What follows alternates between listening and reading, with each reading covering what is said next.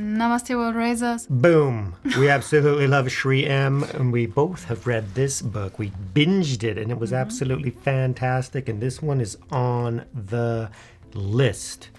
Sri M on the Ranveer Show. So we are stoked about this. We are going to listen to some incredible spiritual wisdom from the master, the yogi, the sage, the guru, the teacher, Sri M. So hit that like button if you like Sri M and Ranveer. And the full-length watch-along is going to be on Patreon. So we're going to snip this down.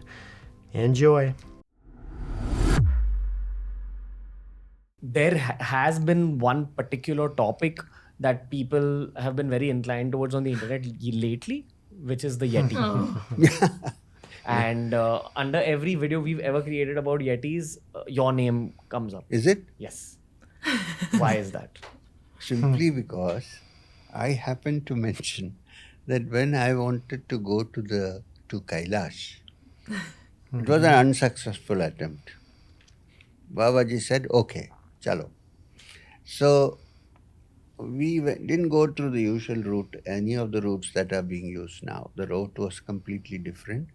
Nobody goes nowadays through that route. We went through the Indo-Tibetan border into Kakabushundi and all these kinds and crossed across.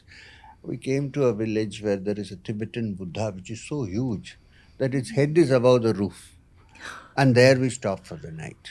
Beyond that I couldn't because I got high fever. My temperature rose and I was delirious and so on. So there were some Nepalese people walking with us. They were the fellows who used to cook. There were some other merchants also with us. And these fellows. So I was inside the tent and I was sleeping. I woke up. I woke up because I suddenly found that my temperature has gone down and I was feeling slightly okay. And I'm thinking, where am I? I even forgot. I said, where am I? Where is Babaji? Nowhere to be seen, and I was lying in the bed. It's dark. The only lamp was the kerosene lantern they have inside. Then I suddenly thought I thought it was the Nepalese guy who was bringing my soup or something. Something came in, and I was astonished. I was not suffering from any delusion, no delirium. There was a huge person standing there. With the light of that lantern, I could hardly see much, but I knew that it is a furry kind of person. The first doubt was that it is a bear, but no, it was standing like a human being. I couldn't see the features much, but it came near me and it made a very eerie noise, like I don't know how to. It's like a whistle, but it's not. I don't know that kind of. No. It's actually E sound, kind of E sound. And then it took something and put it into my mouth, stuffed something into my mouth. It was a bitter thing. I couldn't spit it out. I swallowed it. And it ran off. By the time that Bahadur came running inside and this one went out. This I mentioned in my autobiography, which is why this Yeti thing keeps coming. And later on, I even thought it was some kind of a Himalayan ape or something. Babaji told me later on that it was an Yeti. And he said, you would have died with this fever. I said, but I had recovered. He said, no, it would have come again for 8 days. It is some kind of a mountain fever, which usually takes the person at the end. He said, this Yeti, he said, they are good people. They are not what people think and fear. He brought a herbal medicine and stuffed it into your mouth. Otherwise, you would have died. And third day we returned. Do you remember the face? You know, it was dark. There was only that hurricane lamp there at low flame. I can't exactly remember the face, but I can tell you it was broader and bigger than a human face. This much I can tell you. Were you scared at all? I was scared. Of course I was scared. I couldn't scream because I got so scared that the sound stuck in my throat. I couldn't even scream. But before that, all this was done. Split second, kind of. What energy did you feel from it? I didn't feel anything. I think I smelled something like suppose some furry animal like a dog comes near, that kind of smell. Beyond that, I didn't feel it. What do you think is the Yeti's purpose? Babaji said he came to help you. Beyond that, I don't. No, generally, like Yetis generally, why do you think they're there? I don't know. I've not even thought about it because this is the first time and the last time I had an experience. But from this, I came to understand that there are such living creatures in the remote parts of mountains and caves and forests, which we don't believe because we don't see them so often. Yeah. And people underestimate how big mountains and forests are. Very big. We don't know a thing. Nothing to compare with any of the national forests that we have. There are many unknown places. While I do wish to ask you everything else about your lifestyle, I know we're constrained a little bit with time, which is why I'm going to bring in a question sent in by my uncle. He has read all your books, and I said that, is there something you really wish for me to bring up as a great introductory aspect of Sri M to the audiences? He said, I would love to know a little bit more about the Nagas and, what they were. yeah. Who are they? What was their purpose? This is some chapter which I am very reluctant to open up, but the Nagas that we have today, I'm talking about the hooded serpents, not the unhooded serpents. Cobras? Cobras, the hooded cobras that we have, especially the scissor mark guys. They are a kind of, I don't know what word to use. Once upon a time, they belonged to a species of beings that lived in another realm altogether. In ancient times, they were our teachers. They taught us many things, the Nagas, which is why the Nagas are worshipped as symbols of wisdom. Even the Kundalini is considered to be Naga. What we have today is a totally what do you call it? There's some word for it. I'm sorry, I don't get. Like a reduced version? But not reduced. Like decadent. Decadent is the word I was looking for. A decadent leftovers of that species which we have today. Because other Nagas have all disappeared. They've gone back to their realms. The reason why they become decadent is because then they started having a relationship with human beings. So they were recalled. And those who were left behind is what we see today as the species of serpents, the cobras. What do you think the intelligence of a cobra is? Is it beyond what we know? The cobras that we have today are not that intelligent as their forefathers who were our teachers. But they are definitely more intelligent than we think as a normal snake. The unhooded snake, for instance. Now, this is controversial. If I say this, the biologists will say this is not true. Yeah, but we know that the cobras, one thing I can tell you, to my understanding, the cobras do not bite unless they think they are threatened. Now, listening to music and shaking is not real because cobras do not hear. They only pick up vibrations from the ground. They cannot hear. They don't have ears, instruments. But they can sense the rhythm. Okay? Now, one thing I have noticed also is that cobras recognize somebody in whom the Kundalini is active. Are you comfortable just talking about where the ancestors have gone? They've just Back gone to Nagaloka. It's in their realm called Nagaloka, where they have gone back, and I had an encounter in which I really saw somebody from there in the Arundhati cave. But they come back to visit. Very rarely. This was a very rare instance. They don't. Generally not. Okay.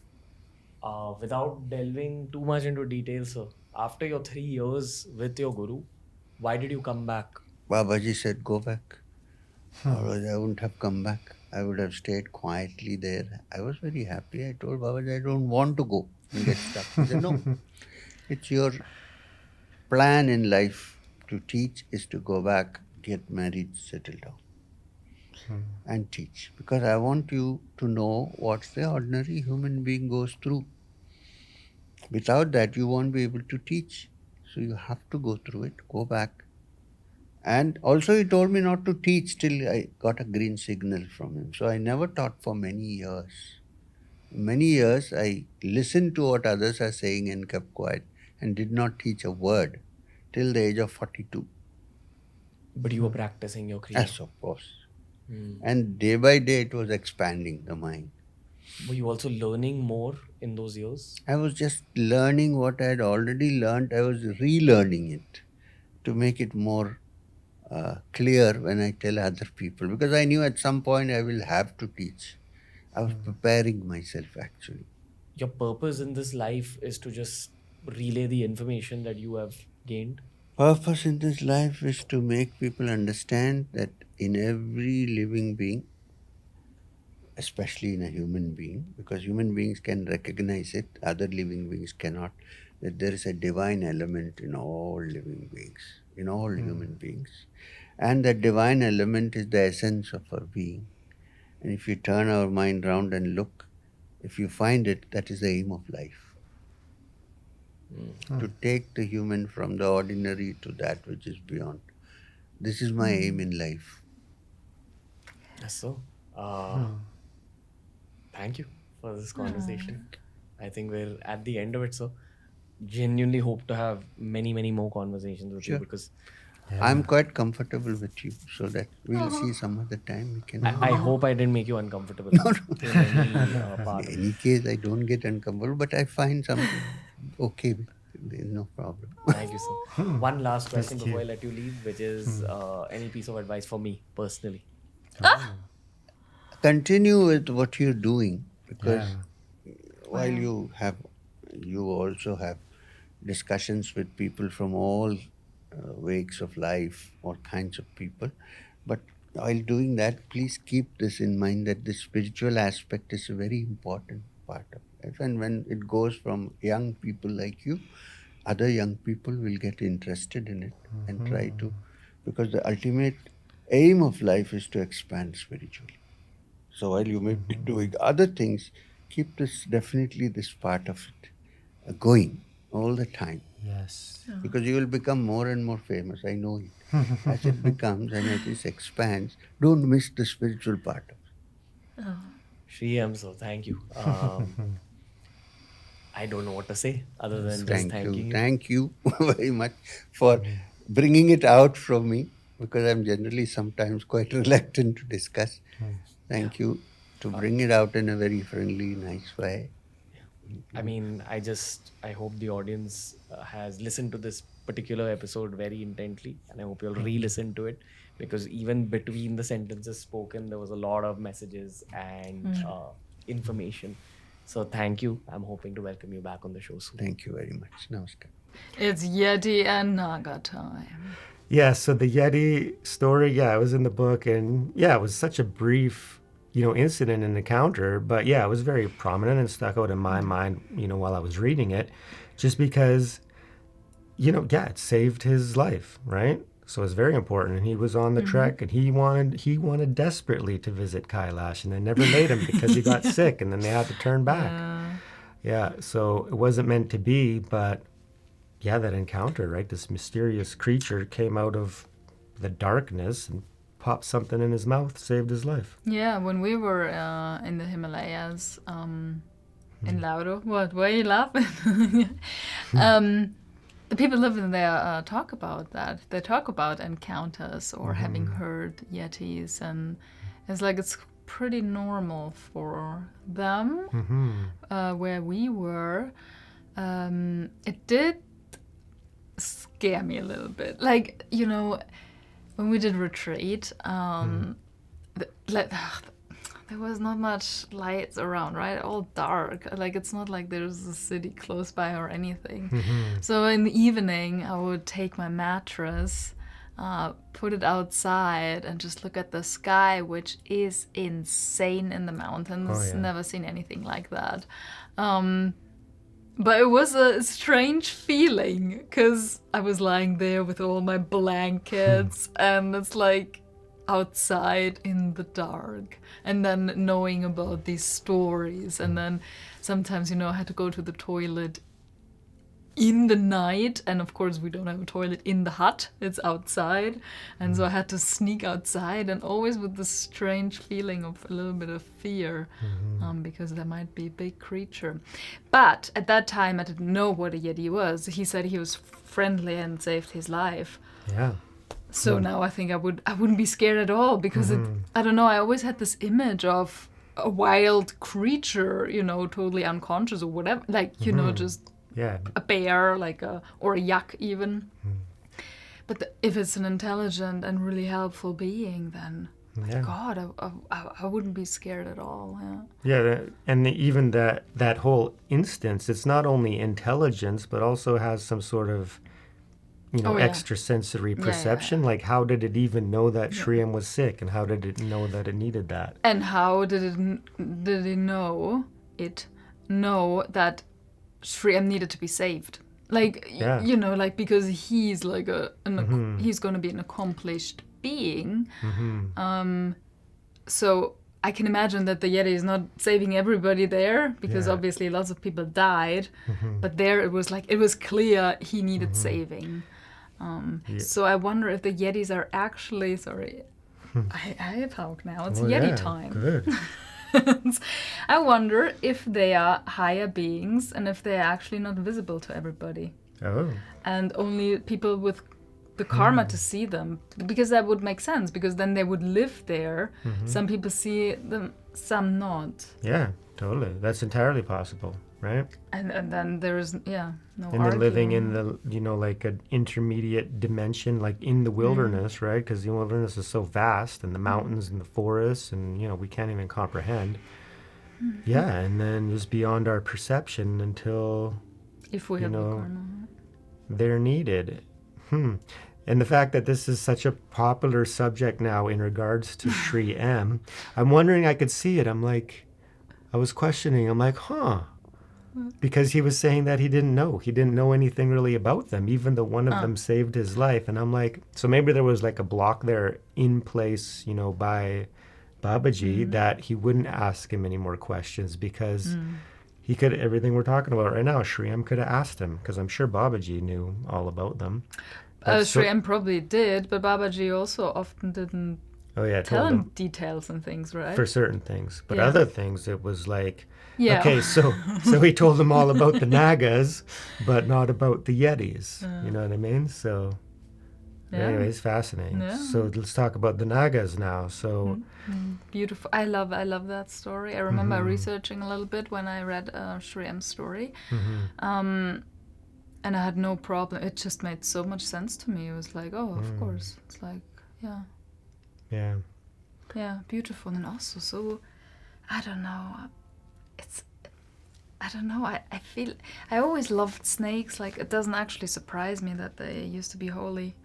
Because I seem to have connections to, I don't know, certain things in this lifetime that I have like quite a significance on the spiritual path. And one was snakes. But this is particular cobras, right? The cobras. Oh yeah, Nagas? cobras. Yeah. Yeah. Yeah. So there's one discrepancy, or not really, but just he didn't touch on it as much detail probably. So it probably kind of left it out. But the reason that he explains in the book that the reason the Nagas left were because of they were starting to get killed by humans, right? So of course some of them did, intermix species, and then they became degraded over time. But that's not why they left. They left because they were starting to be, killed by humans, right? That's an interesting point too, because throughout history, like, we think that we're the center of the universe and we're the only ones that exist, but no, that's just not the case. It's like so many different species. It's like, even when you get into like the scriptures, right? We just watched, Hanuman, right? And then there's other creatures, right? There's other beings, there's other species like way back then, right? You have the Vanars and other such things. Everybody's screaming for Hanuman now that you mentioned it. Yeah, it's coming. It's coming. But yeah, so yeah, the Nagas. Yeah, and there's an encounter that Sri M describes in the book. So yeah. Okay, so shit. Okay. I think one of my favorite moments of this podcast was when Ranveer, who was the way he was guiding it, he's always very good and skillful, but you could just see there's so much respect. Oh, yeah. Like, so much respect, and just he was so humble. Like, he knew his place. I saw that too. It's a different place. energy, right? Yes. And he even commented on that something feels different. It's like usually, and I'm like, he's not the same Ranveer, because usually he's just all over the place and just poo. But he seemed more, contemplative and meditative in a way where he was, he'd have a thought and then before he knows it, it vanishes, right? So it was kind of like... Yeah. So my favorite part was then at the end when he said, can you tell me something about me and my journey? Like, any advice? And I love... It's probably my favorite moment from all the Ranveer podcasts I've ever watched. Because it's so... I don't know. It's just really special. Yeah. And then Sri M's reply to keep doing what you're doing really moved me, because I don't know, because in that moment I felt like Ranveer and Sri M, I don't know, just talking to me, like, keep doing what you're doing with your YouTube channel too, Sabina, it will serve its purpose. Yeah, I absolutely love that part too, because, even like looking at Ranveer's YouTube channel, like 4 million subscribers, and then just the guests that he has on his show. And then Sri M says, like, yeah, you have all sorts of guests, but, make sure the spirituality is, important and stays prominent in your talks, because you're leading a younger generation. You're influencing them, which is so fantastic. And I love that he is so popular, right? Because he is bringing spirituality back to the younger generation. I don't think there's anything that could help this world more than, Hinduism, Sanatan Dharma being practiced by the younger generation of India. It's just going to be the most amazing thing. And even the catchy thumbnail about the Yeti, and it's like, the conversation was so much more deep than just the Yeti. And yet Ranveer and the whole team, they know what it gets the click, right? And as soon as you made contact, even with Sri M, a seed is planted in your mind stream, which is so important. And 400,000 views this video already has, which is a lot. So it's... They know what it's beautiful. It's beautiful, and it's so very important. Even if people, just came here and just clicked to the chapter of the Yeti and the Nagas, it doesn't matter, because they have a connection. They have a connection to Sri M now. So many hundred thousands of people. Yeah, absolutely. That usually wouldn't. So that's why channels like these are amazing. Fantastic. Yeah, the podcast itself, when they were talking about time earlier and how if you're bored, it stretches out. Well, that flew by for me, because, Ranveer guided it exceptionally well. And then Sri M, he's an incredible storyteller, because he's got such amazing tales to tell and just so much wisdom. But we do have a connection, which is, we love a lot of teachers, but a connection is, I don't know, there's just something with Sri M and us. It's something deeper. It's just really a heart connection. We'll have to go see him. Yeah, I know. We have to hurry up. So many masters are so old already. Yeah. Anyways, so absolutely wonderful, absolutely fantastic. If you have not read Sri M's book, it's planting the seeds. You need to read this book. You need to, go watch some of his videos. You need to learn from the master. Such an amazing journey. So make sure you hit that like button. Subscribe if you haven't already. Let us know what you think. What are your favorite moments down in the comments section? And remember, raise yourself. And raise the world. We love you.